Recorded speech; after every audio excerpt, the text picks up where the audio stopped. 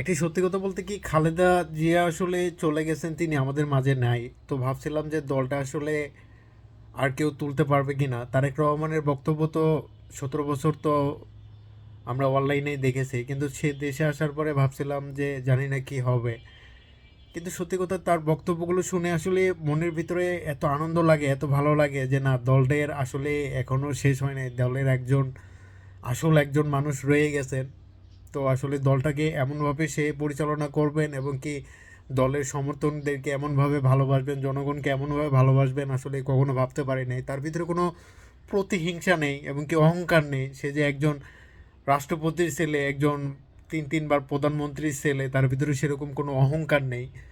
সত্যি আসলে সে যেখানে যায়, দেখুন মানুষের ভালোবাসাটা কাকে বলে, তাকে দেখলে আসলে বোঝা যায়। সত্যি আসলে তার বক্তব্যগুলো আসলে মন দিয়ে শুনি এবং কি অনেক ভালো লাগে তাকে। আসলে থ্যাংক ইউ এবং কি সেলুট জানাই তাকে।